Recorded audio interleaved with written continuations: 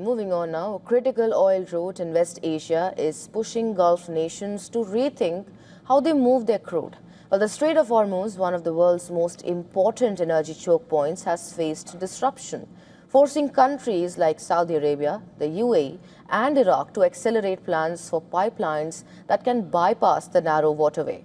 Here's a look at the alternate routes being developed to protect oil exports. Now, the Strait of Hormuz is a gateway for global energy supplies. In 2025, around 14.95 million barrels per day of crude oil passed through the waterway, according to the International Energy Agency. Now, Iran alone exported around 1.69 million barrels per day through Hormuz and is expected to continue relying on the route because of its control over the strategic waterway. But for the rest of the Gulf producers, around 13.26 million barrels per day of exports could potentially be shifted through alternative pipelines. Industry experts estimate existing and planned routes could eventually redirect up to 11.5 million barrels per day away from Hormuz. Saudi Arabia has the region's largest alternative export route. Its east-west pipeline connects oil fields near the Gulf Coast to the Red Sea port of Yanbu, allowing crude to avoid the Strait of Hormuz. Before the conflict, the pipeline carried around 2 million barrels per day. Saudi state oil company Aramco increased capacity to 7 million barrels per day in March 2025, leaving about 5 million barrels per day of spare capacity.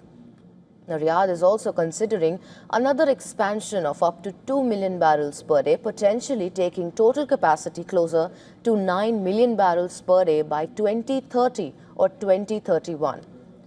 The UAE already has one of the most important bypass routes. The Abu Dhabi crude oil pipeline, or ADCOP, carries crude from inland oil fields to Fujairah on the Gulf of Oman, completely avoiding the Strait of Hormuz.